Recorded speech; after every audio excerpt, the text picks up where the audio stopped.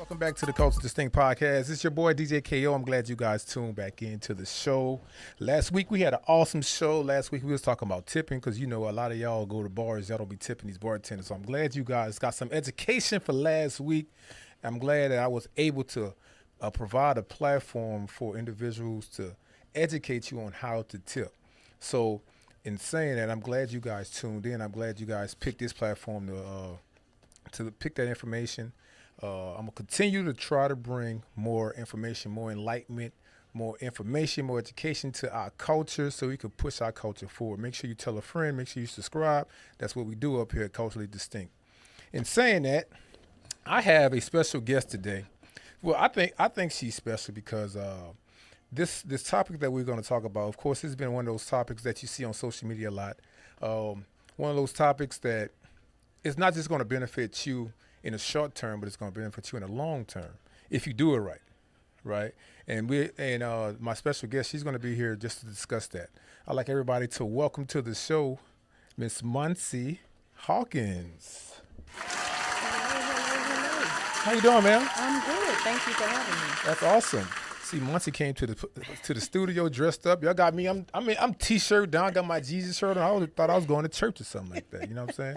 I'm glad you came, Muncie. Well, thank you. And I know I do owe you an apology because I was supposed to been here like 2 years ago, right?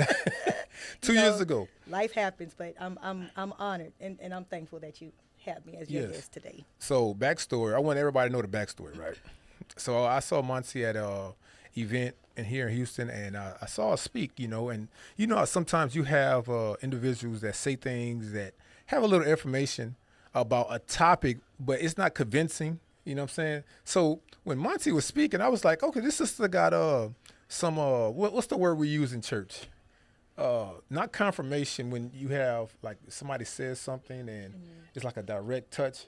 I was like, this sister has It's called anointing. Oh, that what it is? That's what it's called. Oh, okay. Oh, hey, shout out to the anointed sisters out here. I didn't know we was going to go to church with this episode already. We just started. All right. So she had that anointing. And I was like, this sister, she had knowledge. She had a lot of knowledge of what she was talking about. You know what I'm saying? It was something that I said, okay, I got to get her on. Because not just because from what we're going to talk about today, but from a likeness from people that's going to watch it. You know what I'm saying? Mm-hmm. So especially black women, Shout out to the black women. I love y'all too. Hey. Anyway, Moncy, so look, tell the people exactly where you're from, man. So I'm born and raised in Houston, Texas. H-Town. Okay, yes, shout out. Northwest Houston. Okay, born all your life? All my life. What port?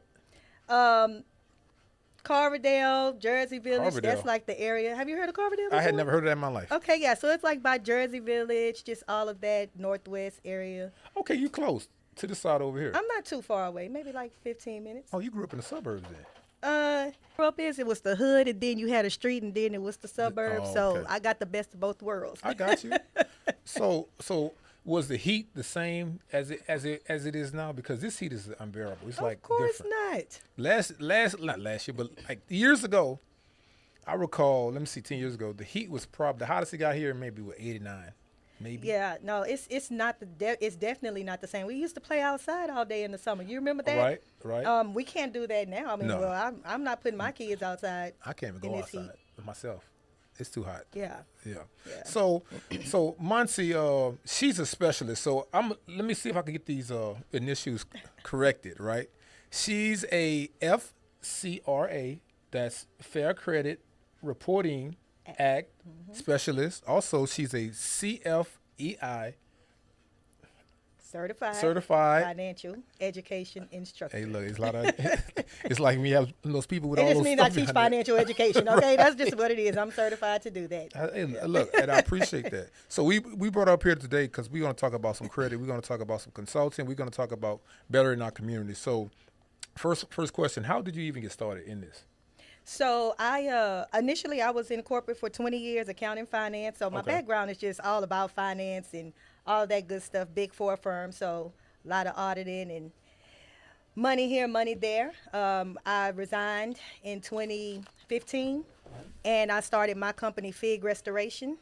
I didn't intentionally mean to start FIG Restoration. I was just going to be a stay-at-home mother and just chill, But,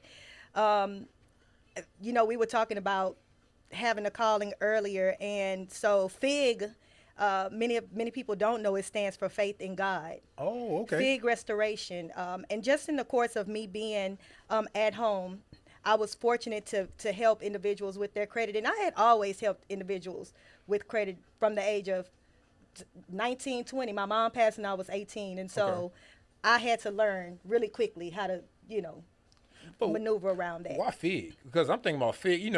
The fig tree was cursed because it didn't produce fruit to all my Bible people. But why fig? So do you know anything about the fig roots? No, I don't. Educate So me. the fig tree roots are deep and they are wide and they just go on and on and on.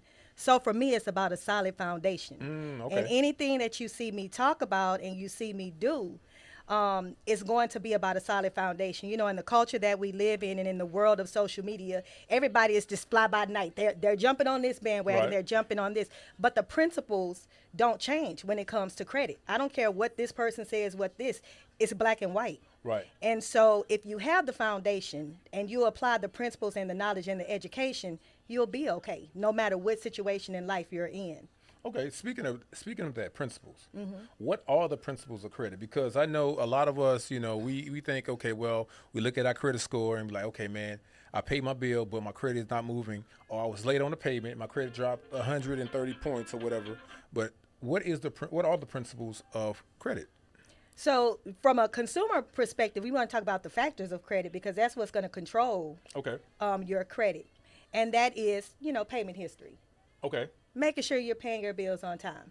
If you one late payment can drop your score up to 100 points. Yes. So, if you mess up and you accidentally make a late payment, you can always recover and rebuild. Some people just continue to go down the downward spiral. But no, you can always get back on track, right? Right. So the other thing is your credit card utilization. Pay your credit cards down. So hold on. So you're going fast. You're going too fast for me. Because all right, so now, credit. First of all, what is credit? So credit is, in layman's term, is simply your reputation as a borrower. That's what the lenders are going to look at. What type of risk are you going to provide to them if they loan you money? So they're judging you based on your credit reputation, your risk assessment. Okay, risk. So risk. Okay, now, so if I was a college student, right? And most of us, we went to college. If not, we got confronted by some credit card individuals, outside of the college, saying, okay, well, I'll give you a free T-shirt or a free token of food or whatever if you sign up for this credit card, right? Which started most of our credit history, our credit journey, right? Of course, we forgot, fast forward 10 years come, we forgot that we signed that paper. And we did get that credit card, which had $300 on it. We spent it on whatever, right? But that caused most of us to have, 500, 600 credit score because we wasn't paying on that. We didn't even know. We didn't have no money to pay it. Right. So how does a person know? Because I know a lot of young people now know about it, but a lot of adults, they started off like that. And they trying to figure out, okay, how can I get out of this versus continue to, rob Peter to pay Paul? So what is the question that you're like asking? How does an individual get out of that? If they have like a 500 credit score or if they have a low credit score. So how do they get out of having that low credit score based on that credit card? Yes. And that's a really good topic because I had to repair that was the second time I had to repair my credit was because of those credit cards from college. Okay, so the first thing is understand that life happens, right? Okay. The second thing is, if you're in a position to where, depending on the age of it, if you're talking about from where we are, a lot of that stuff is falling off of your credit report in 7 years. But what I do is, if I'm in that situation, I've made sure that I train and speak to my children about that because I have a 25-year-old daughter. Okay. And she graduated 2 years ago. Shout out to her. She's a second-year school teacher. Congratulations. And she actually qualified for her first home 2 years ago. Okay. And so, but in that, the first thing was education. We need to speak to our youth and to our college generation age to say, hey, this is what you do with the credit card. It's just a tool. A credit card is just a tool to have to help you. Right. When you get this tool, you want to use it wisely and only spend what you can afford to pay back. Okay. Right? Okay, so for individuals that find themselves that's overloaded, first thing is put yourself on a budget to start paying down that debt from that credit card that you've overspent on. Right. The second thing is when it's a default, let's just say it's now in collections or a charge off, if it's in collection and you owe it and it's reporting accurately, and I'll talk about that a little bit later, then negotiate a payment with this collection agency to have it deleted. So you can pay the collection agency if they delete it from your credit report. Right. Because if they don't delete it, you already know what's going to happen. Right. Your score is going to fall. Right. Okay, so now, all right, so that's good. So now let me ask you this. Education. You said the word education. Why don't you think they teach this in schools? Because I ain't talking about formal education, math, science, and arithmetic, whatever. Is that a subject, arithmetic? But you know what I'm saying. Is it? Okay. Yes. But why don't they teach that credit building in school? Or credit maintaining? Honestly, I just think it's the system. I think it's the system. The system? What you mean a system? Come on. It's the American system. Okay.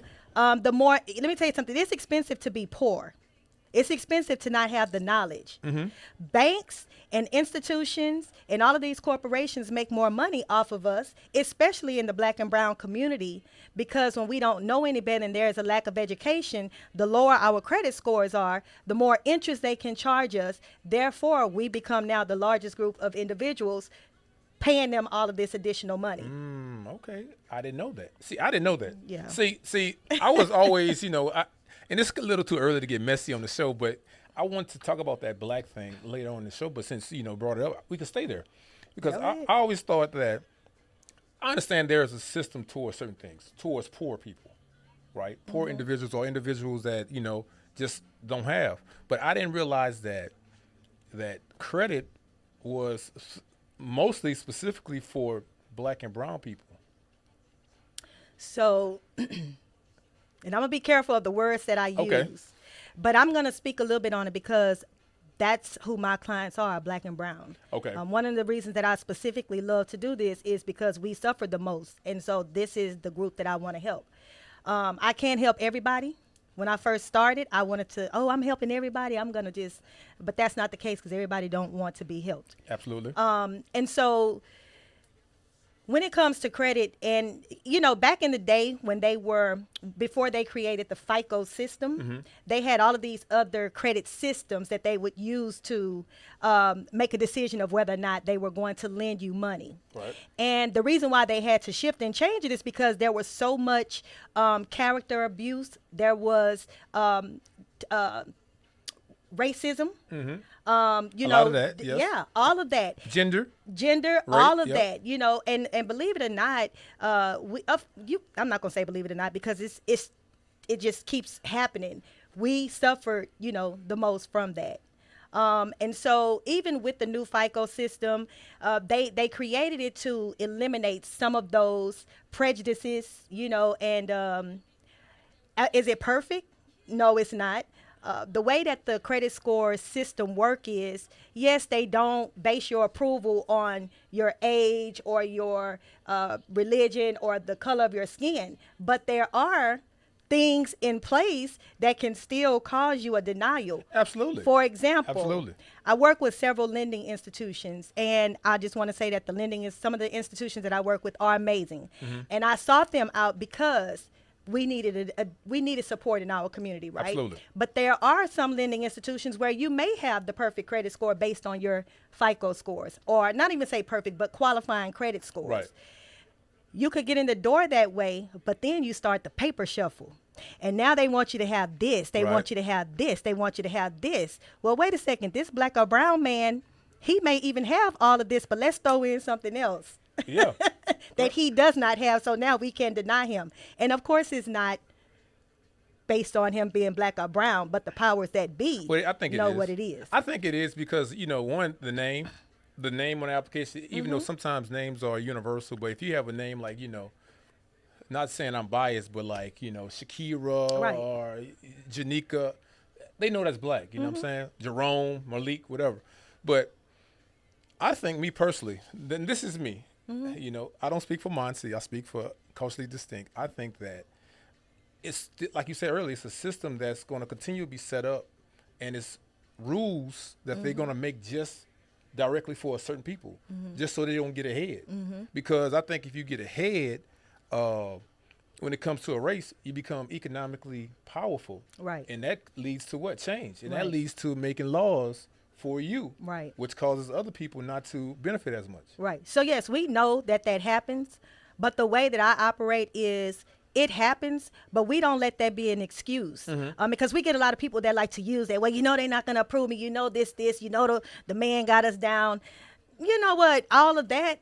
But at the end of the day, if you really want something and you want to create a better lifestyle for your family, you need to do what you need to do in order to make it happen. So that's why I'm saying for my clients that come through my program, it is I go out there and I vet these lending institutions. And like I said, some amazing partnerships. So now that you're in front of me and I'm referring you to my loan officers or to this VP or whomever, now there is a certain amount of paperwork that you have. There is no reason for you not to have your paperwork together. Right. So because I know with my lenders, if you have it together, plus your credit is right, you're going to get your approvals. We see it happen all the time. Right. But sometimes we don't have our paperwork together. And that's and a lot. We have to take responsibility. So I've seen it go both ways. Yes, we're not going to deny that there is discrimination. On the other hand, too, we have to come prepared. We already see they're not handing us anything. Yes. There's money out there, even just money with grants. People don't have their paperwork or their affairs in order to be able to qualify for these things. Why do you think that is? Over time? You think that's just over time or just the way we did things? I think it's just the mindset. I think a lot of people want quick fixes in our community. Let me not just say our community. Some of us. I'm talking about, and the reason I'm talking about our community is because that's who we deal with, right? Yes, absolutely. Because everybody wants quick fix. We live in America where it's just surrounded by greed. But a lot of times we want something for nothing. We want quick fixes, or it just could be the lack of knowledge. You know, sometimes we just don't know. I will say I've given educational programs. I've gone to educational programs. And guess what? We are the least amount of people sometimes in that room that's trying to receive that information. But you know what? That's funny, though, because a lot of us, like mid-age, I'm going to say 25 to like maybe 35, right? 25 to 35. A lot of us, in my mind, I thought we were supposed to know this stuff. A lot of us don't know. No, we don't. At all. A lot of us, actually, the process of buying a house, some of us probably would never experience that. Right. And that was like shocking to me. I was like, because I was doing research and I was looking at this stuff. I was like, a lot of us, like my parents' ages, a lot of them don't even know about this stuff. Right. I was blown away by that. Because I'm like, well, at least we have the opportunity to learn what they didn't. But I'm like, wow, a lot of us are uneducated. Right. When it comes to, credit and buying things like that. So let me ask you this. Forrest, why is it so passionate? Why is this a passion for you to help your community? Well, I came from poverty. I didn't come from, a family that had money. My parents never owned a home. My mom died when she was 37 years old. The first brand new car she ever had was 2 years before she died. And she struggled to get that. And so, just growing up and seeing that, I'm like, this is not going to be me. I've always kind of been ambitious, sometimes too good for, too much for my own good. But I just knew that I didn't want that lifestyle. And then the other thing, too, is, hey, life has happened to me, and I've been low to the flow. Yeah. You know that song. And so it nearly, and this is what I tell people, I've invested a lot of money. I've spent a lot of money perfecting my craft, making sure I have the right knowledge, protecting my business. But there is nothing, I can't put a price on the suffering that I have gone through in terms of financial woes and credit problems. There's just no amount that I can put on that. The experience was so costly. Okay. And that's another reason why I'm so serious about who I give my information to, where I show up to, because the individuals that come to Fig Restoration, they want it. They want the information. And I'm going to give them everything. So, with my program, it's not just come get your credit repaired and get something deleted. It's a holistic approach. We're not just talking about credit. We're talking about finances. We're talking about budgeting. We're talking about mindset and how to continue. And sometimes people come to me broken. They come broken because when life happens, it's a lot on people. Absolutely, especially when they go through a relationship. 20 years, they separate from their spouse, and now it's start from the beginning. And I'm 50 years old. And I'll say this, I have probably gone through every situation that a person can think of that will cause you to be in that place. And at first I was really pissed off about it, that I had to go through that. But after overcoming it, I knew that was just, it was a gift from God in that aspect, because he kept me while I was going through it. But had I not gone through every single, when I'm telling you, I got hit hard, man. If I had not gone through all of that, I wouldn't now know how to receive and help the people that come to me, and also empathize with them and pull them out of that situation to elevate them higher. So you believe the journey. You had to go through that journey, even though it was painful. So in saying that, who gives you the strength to continue? Because sometimes, I'm gonna take it back to the Bible. If you watch the show, I always have a Bible term. You know what I'm saying? That. Shout out to the Bible, y'all. Yeah, shout out to the Bible. But look, what was it? Who was the guy bring the Egyptians to Moses? Moses, right? Moses. When Moses had the Egyptians, right? These people were frustrating, right? They were frustrating, and they got on your nerves. And he needed somebody for strength, right? Because he got frustrated, right? Who is the person, or what is the entity, or to help you out with your strength? Right. Because I know it gets exhausting dealing with us. Oh, yeah, it gets really exhausting. Well, let me say this. I don't really go through that exhaustion these days, but I'm going to tell you really quickly. So when I first started, it was really, oh, my gosh. But I've learned to recognize who my client is. Okay. I know who to accept in my program and who not to. So that's the first part. But I am a woman of deep faith. And so my help and my strength comes from God first. I do a lot of praying. I do a lot of meditation. Every morning I wake up, I'm in my word, right? But I have such a powerful core team around me. Some that I pay, and then others that are I have 5 prayer partners. Okay. And so collectively, they give me the strength and the power that I need, because some days I'm waking up and I'm talking to them and I'm just using words I shouldn't be using, and I'm like, but it happens. But no, that's honest, because we as blacks, we have a stigma.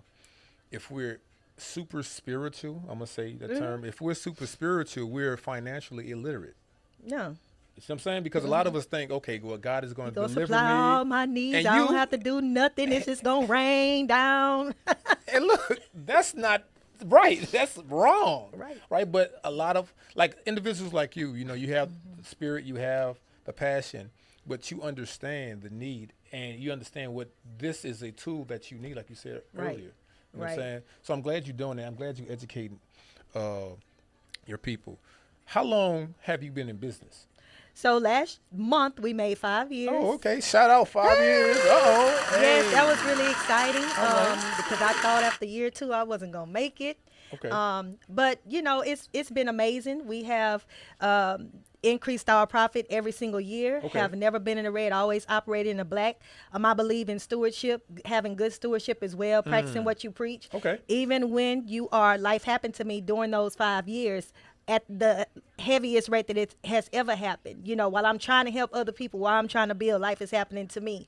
But once you have the education and the tools of finances and credit, even if you're having problems during that time, you know how to dig yourself out of it. You know how to rebuild. You know how to keep that mind right. So when it comes to, I know we're talking about personal credit now. Now we're going to talk about another entity. We're talking about business. Okay. Business credit.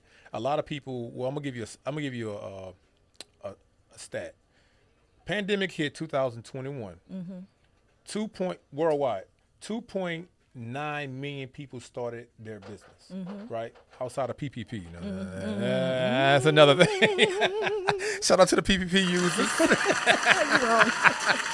But so 2.9 million people started their business, right? Now, I'm not saying it's a legitimate business, but it was a business, right? You got a LLC, you got a tax ID number. Now, the thing is now, out of that 2.9, I believe 65% of those are not in existence no more. But the other ones, there are. So, but now when these businesses started, they're looking for capital, but not capital of their own. So they're trying to build this business credit, right? So how does a brand new company, and not telling all your secrets, but you know, on the coast we just think, you know, we like to give some gems away here and there. You know what I'm saying? In starting a business, what is the very first step or steps to gaining business credit?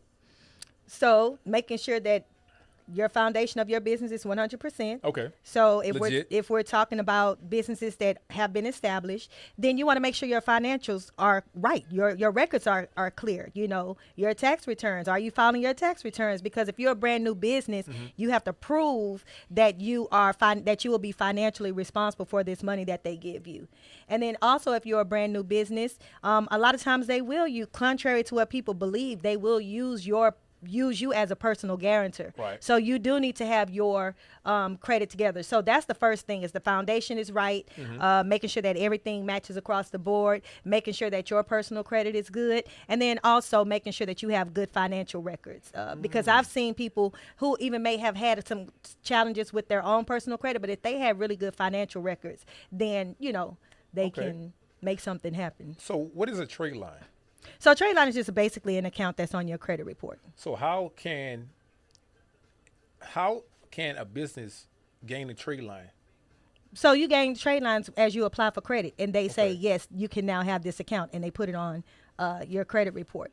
Whether it's on your business credit profile, some of them show up like the different Chase accounts, some those new beginner accounts, they may still show up on your personal credit. But that's all it is. It's just once you've been approved for that account, they now put it on your credit report. Right. It's a trade line. Okay, because actually, a funny story I just learned about. Well, I'm gonna give you a story, right? A quick story. It's gonna be quick about me. It's a personal story. So I had bad credit for a long time, like 10 years ago, real bad credit. But I wound up building it, you know, got up to the 700s, whatever, but it fell back down. But from one payment that I knew nothing about, it was like something that was like, it was like weird, like a $30 medical bill, right? That I knew nothing about. And it dropped like 150 points. I was like, what in the world? And it took me forever to get it back to where it was. I had the money.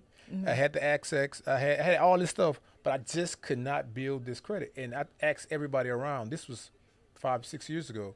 And I could not get no help from nobody. Of course, you know, back then, you know, they had people that was, I could build your credit, I could build your credit. And all they was doing is adding trade lines to build it versus. I can't stand that. I cannot stand that. But yeah, go ahead. But no, that's why I want you to explain that, because a lot of people are doing that, like you said earlier, that quick fix, and that's not going to help you in the long term.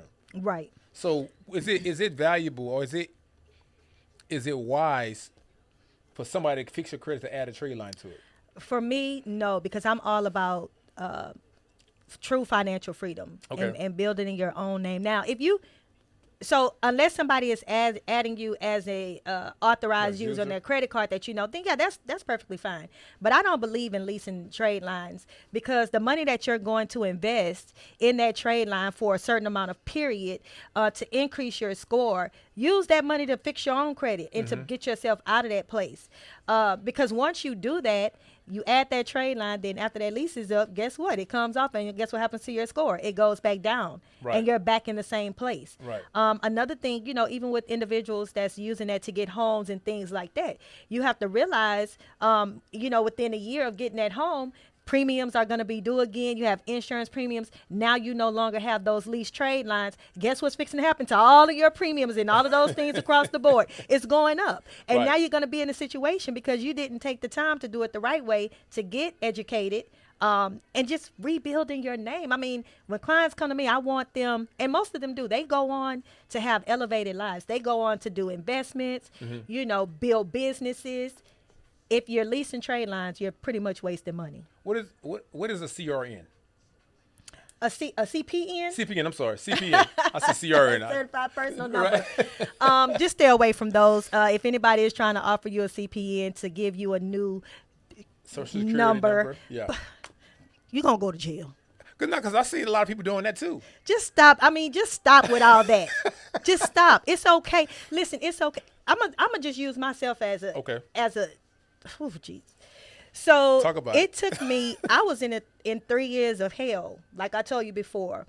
My credit scores were 800. If there was no way I would have resigned from corporate if I just wasn't right. Okay. Right. In the midst of me starting my business, some really personal things started to happen. And in the course of that, my credit score dropped to a 385. Is that possible? Yes, it's possible. 385. So listen. Jeez, I thought you started out like 450. And this is just my season of being transparent because I know what God requires from me now, and I'm not embarrassed. I used to have a lot of pride behind, money and all that kind of stuff. But I dropped to a 385.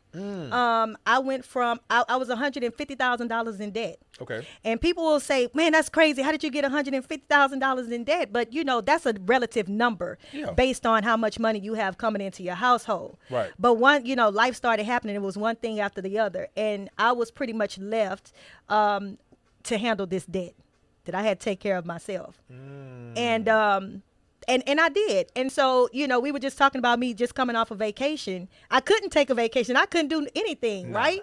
But what I did was I just put my big girl panties on and I started budgeting. I started bringing in different streams of income. This is how other companies I formed. And I really was strict. I stopped going out. I stopped buying things. I stopped eating. And it was hard. And I used to get made fun of by some of my peers, of course, jokingly. Right. But it was because I had to deny a whole lot of things.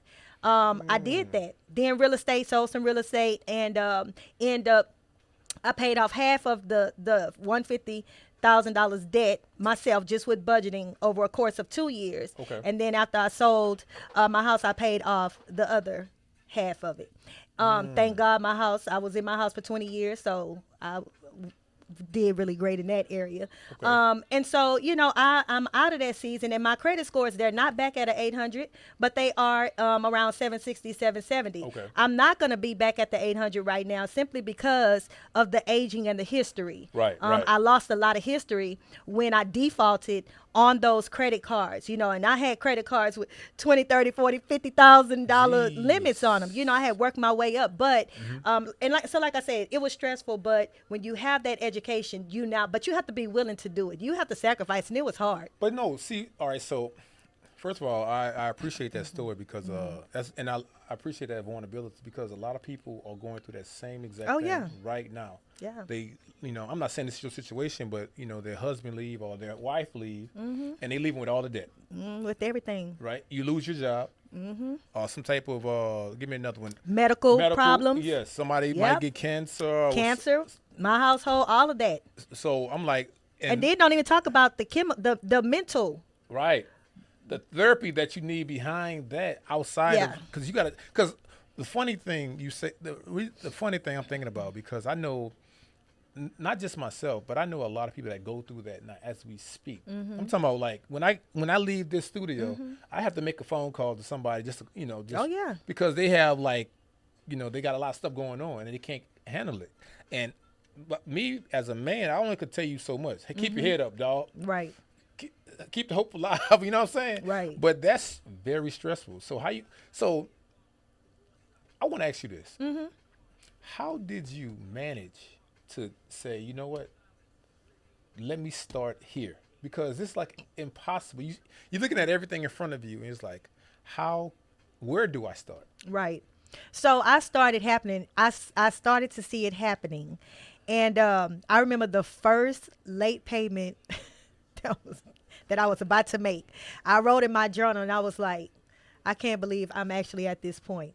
I'm about to have 3 late payments hit at the same time. This is going to demolish my credit.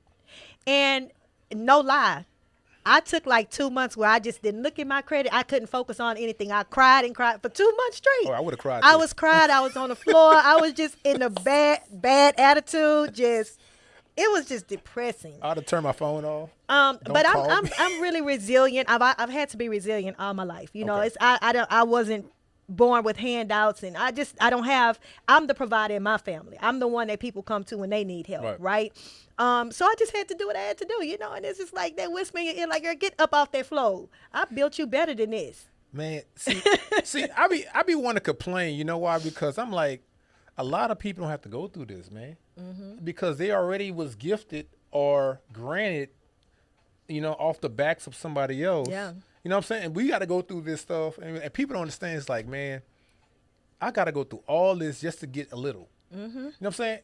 And sometimes I think that's so unfair, man. Story of my life. I go through all this just to get a little. Yeah. And I try to do things the right way. And I see people out here just doing things. And I'm like, they just keep winning and winning and winning. Right. And here I am. But it's just like, you know, for me, because I know what my walk is, it is what it is. And God requires so much from me. I'm accountable for a lot of people. Like you said, when you leave, you have to call somebody. Yes. This is what happens to me every day. I'm accountable for a lot of people. And I don't mind. I've accepted that. Because I've gone through it. It's just a responsibility that comes with my life. So let me ask you this, Moncy. Give me some books. Give me 3 books.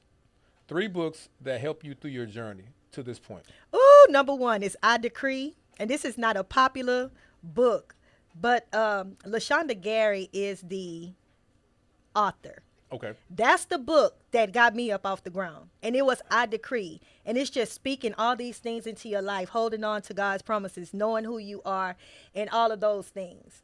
The second book that I faithfully read was, oh my gosh, I just went blank. Oh my gosh. Oh, A Woman of Faith. Okay. And so what it is, this book, and I can't think of the author, but this is a businesswoman, and she goes through her journey of, you know, building a business from ground up to becoming a millionaire, and just all the principles and things in between. A Woman of Faith. Mm-hmm. Okay. Yeah. So yeah, I Decree and A Woman of Faith.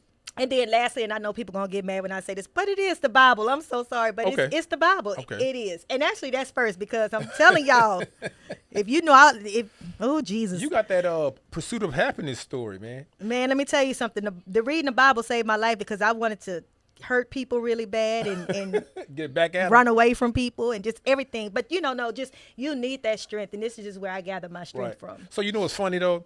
And this is a word that I got, right? And I don't want to get spiritual and biblical, because I'm not a preacher now. I'm you know, I be in the hood. Do what you do. I be in the hood, you know what I'm saying? Y'all see me at the spot. What's up, y'all? But no, it's everything is good. So you might go through what we seem or what we think is a bad experience, but it's not bad. It's for a purpose, for you to see something or for you to help somebody else out. What you went through. Yeah. So basically, it's kind of good. Yeah, it's good, because I'm more wealthier now than I've ever been in my life. Even at the top of my corporate game. You know what? And so the story wasn't all bad. It was just, and I'm just thankful that I got through it. But I already knew the promises that God had told me before the 3-year period started. And so it was just me going and continuing that course. And I remained faithful, and man, he showed up. And this is not anything to brag about, because you don't see me post about any material things, none of that. It's about, you know, education and credit and all of that kind of stuff. And my desire is to help everybody get there. And so give them that attention that's going to help them get to that. I got a question before we get out of here. How do you get stuff off your credit? Like, because first of all, is it even real that the stuff is on there? And how do you get it off of there? So you have the Fair Credit Reporting Act that, you know, is the governing authority on what things can go on your credit report and how you can get them off. So one of the ways that you can get things off is by disputing. If it's inaccurate, if it's misleading, if it's not, you know, reporting accurately, right? So with that, if you dispute it, there's 2 things that can happen. It can either be deleted or it can be updated to show correct. Okay. Right? That's the first way. If something is fraud or not yours, legally not yours, and truly nothing is fraud, mine. Right? Because if you say it's not yours, you're gonna be in trouble. But if it's fraud, you can get it off. So that's the way. And so it's really a 50-50 chance. And so nobody can promise you, hey, this is going to come off. But, us in this industry, we kind of know what we can get off based on how it's actually reporting. Okay. And then the second way is, like we talked about earlier, you can negotiate a payment for deletion with the collection agencies to have it removed. And those really are the two ways to get them off. So is it any way that they can report anything false? Like when I say false, it's like they might report, say, a late payment, but the late payment was because you paid something off. But they reported it late. Yeah. Oh no, that can come off. That's inaccurate. That falls under inaccurate. So there's a whole lot of different things that can be inaccurate. It could be the date that it was open. It can be the dollar amount. Like you said, the payment history. It could several fields on that particular account is what you want to look at for inaccuracies. So FIG restoration. What's the future for FIG restoration? So FIG restoration is just continuing to grow, and then starting a financial school. Okay. And so that's what my goal is for the future. Okay. For families. Okay. Because in our community, we want to make sure we keep this thing going generationally. Yes, absolutely. We hear a lot about generational wealth, but we really need to apply the tools and make it happen. And then just still building other businesses in the meantime. Nothing wrong And with that. that's it. I'm gonna spend the rest of my life doing this. So I want to ask you a question. I want to go back to that. I hate to go back, but No, you're good. it kicked in my brain. First of all, what made you leave your corporate job? Because I'm pretty sure it was comfortable. You was making money. Yeah. And just start a business. Because most people ain't doing that. Most people ain't leaving $150,000 a year and I'm chilling.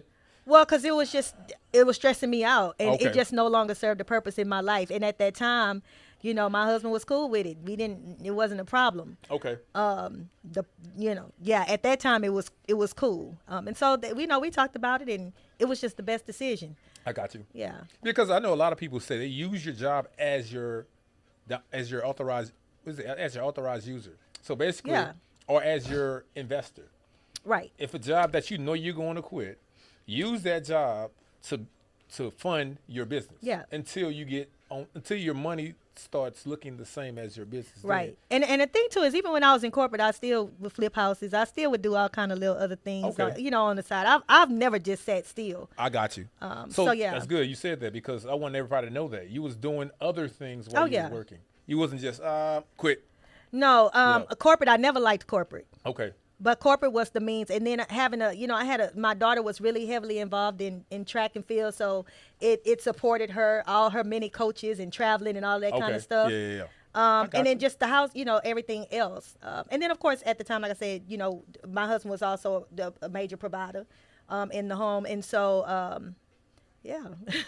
Look, that's a whole nother topic right there in itself. That we're not gonna talk about today. We're not. That's part 2. When I'm ready to start disclosing all of that other stuff, because see, that's a whole nother level. Right. That's the stuff that's gonna blow your mind. Right. She gonna come back for part 2 of that. So look, Moncy, first of all, I appreciate you for coming on. I want you to tell the people exactly where can they find you, numbers, social media platforms, and emails if you have it. Okay. Website. So website is www.figrestoration.com. I'm on all social media platforms at Fig Restoration. LinkedIn, I'm at Moncy Hawkins. I deal with a lot of first generation entrepreneurs and professionals. So LinkedIn, you can find me there at Moncy Hawkins. That's just the best way to contact me. Okay. It's through website or through social media. There it is. Y'all make sure y'all hit Moncy up. She's gonna get you. Look, we in July, I believe. We're in July. So Moncy said if you call her, she's gonna guarantee to get that credit score up by 30, 40 points before Christmas. I don't guarantee any specific score number, but I guarantee you that if you follow the plan and you have the right mindset, that you will see your scores increase. There it is. See, like I just told you, I just said it in a different way. That's all. Now, you said it the wrong way. That'll get me in trouble. See, I just declared it and decreed it like the book but said. We can declare and decree a thing. See, there it is. See, y'all see, I'm over here preaching, y'all. Look, next week, I'm going to have my collection plate out. So, guys, I